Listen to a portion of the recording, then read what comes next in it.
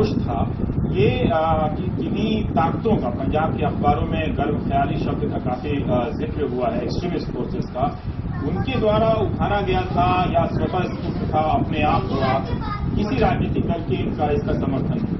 बात यह है कि लोगों के अंदर से ये उभार आया और राजनीतिक दलों की मजबूरी बन गई कि उसके ऊपर वो कोई कदम उठाएं। इसमें आप इस बात को जानते हैं कि राजोआना के साथ इतने लोग क्यों खड़े हो गए, दुनिया भर में आंदोलन क्यों शुरू हो गए। बेअंत सिंह की सरकार, जब नरसिम्हा राव की सरकार थी, उन्होंने पंजाब में इलेक्शन अनाउंस कराया। अपोजिशन पार्टीज ने इलेक्शन का बाइकआउट कर दिया, बोले जब तक फेक किलिंग्स हो रही है, फेक एनकाउंटर्स बंद नहीं किए जाते हैं, तब तक हम इलेक्शन में भाग नहीं लेंगे। अपोजिशन ने भाग ही नहीं लिया। बेअंत सिंह की सरकार जो चुनी गई, सरकार ने कहा कि जितने भी सरकारी कर्मचारी वोट डालने जाएंगे, सिर्फ 8% पंजाब में आगे निकला। मैं क्यों इस तरह बता रहा हूं, 8% लोगों ने वोट डाले और बेअंत सिंह की सरकार बन गई। वो एक पपेट सरकार थी और पंजाब के लोग ये जानते हैं कि उस पपेट सरकार ने लोगों के साथ क्या किया। 25,000 लाशें लावारिस कह के जलाई गई। ये रिपोर्ट है जसवंत सिंह खालड़ा की, जो एक ह्यूमन राइट एक्टिविस्ट था।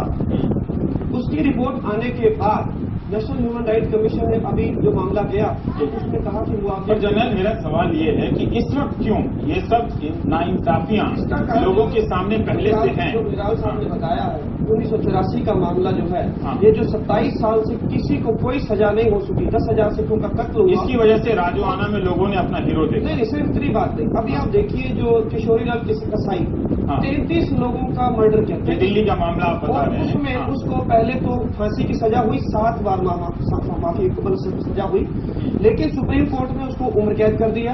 उम्र कैद करने के बाद वो तिहाड़ में बंद है, तो लेफ्टिनेंट गवर्नर दिल्ली के, उन्होंने ये सिफारिश की उसका चाल चलन ठीक है, 33 लोगों का कत्ल कर रहे, चाल चलन ठीक है, उसको छोड़ दिया जाए। ये पृष्ठभूमि में समझ रहा हूँ, पर तुलसी साहब मैं ये जानना चाहता हूँ कि नाइंसाफियों की पृष्ठभूमि तो रही है, इससे कोई इनकार नहीं किया जा सकता।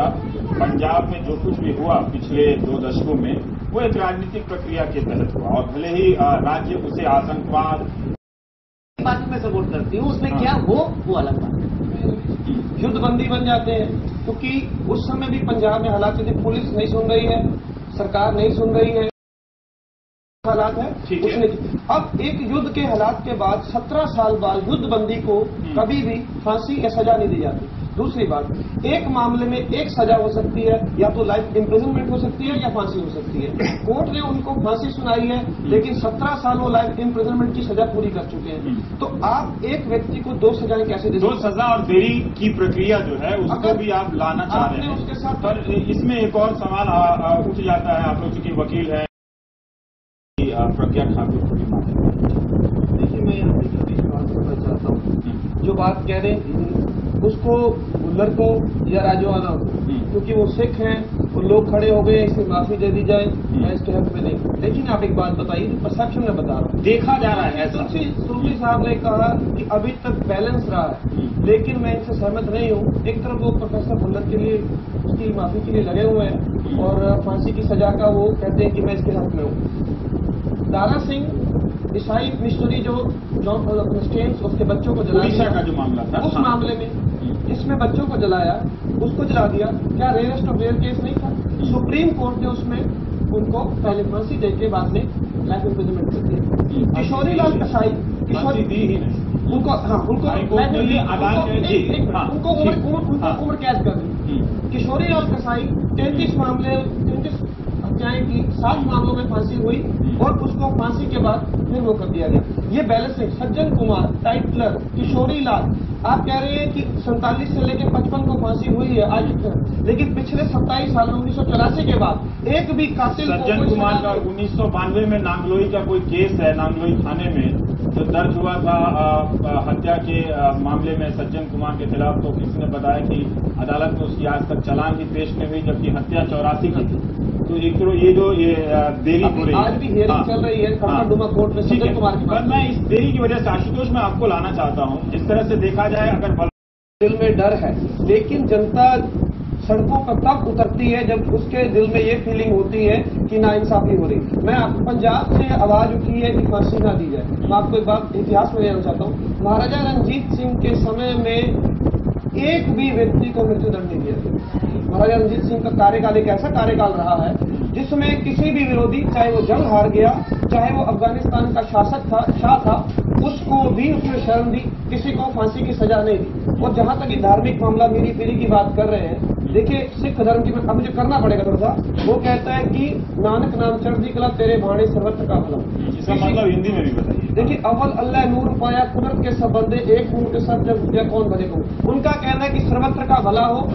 और जहां तक गुरु तेग बहादुर साहब ने ये शीशगंज सा जो गुरुद्वारा है, अगर औरंगजेब ने जबरदस्ती धर्मांतरण करना चाहा तो उसके खिलाफ गुरु तेग बहादुर। तो इसलिए ये मत कहिए कि पंजाब के अंदर मीरी पीरी इस्लाम होता है वो डोमिनेंट कम्युनिटी नहीं। अगर हिंदुस्तान की आजादी में 2700 लोग उसमें सजा गई है, 50% सिखों के नाम, अगर 126 को फांसी दी गई है, 93 सिख हैं, अगर चाहे जलियांवाला बाग हो, चाहे 93 तो ये शानदार इतिहास से कोई विवाद नहीं है। आप ये मत कहिए उस शानदार इतिहास और योगदान से कोई विवाद नहीं है कि वो जो है कि वो डोमिनेंट कम्युनिटी है, नहीं, वो शांति चाहते हैं, वो न्याय चाहते हैं और वो देश। तो ठीक है, हम एक छोटा सा ब्रेक लेते हैं। हम ये जानना चाहते हैं कि जब बात न्याय जनता के बीच, क्या है क्या नहीं मैं नहीं जानता, क्योंकि सच कहना तो सच कहना है, ठीक है, तो मुद्दे पे खड़ा होना। ठीक है, हाँ, पंजाब के लोग कभी भी कट्टरपंथी नहीं रहे, ना कट्टरपंथी। लेकिन जब आप देखिए मुद्दे शुरू होते हैं, जब आप पंजाब, आप देश में एक ही राजधानी है जो पंजाब और हरियाणा, ठीक है,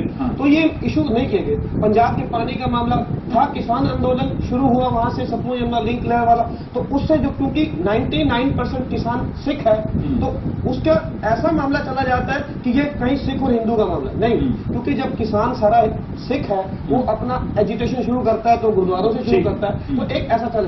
पंजाब के आज में 1965 हुई कत्थरों कारगिल, पंजाब देश की सबसे मजबूत दीवार है अपने दुश्मनों के खिलाफ, उसको कमजोर कमजोर किया जाना चाहिए। सबसे ज्यादा सेक्युलर अगर ग्रंथ कोई है तो गुरु ग्रंथ साहिब है। जी बिल्कुल, इसमें कोई दो राय नहीं हो सकती है। सारे ग्रंथों में तो कहीं और धार्मिक पुस्तकों में तो कहीं इसकी बात नहीं की गई, लेकिन पढ़ने वालों ने उसे लेकर अपने अपने तरीके से हंगामा मचाया।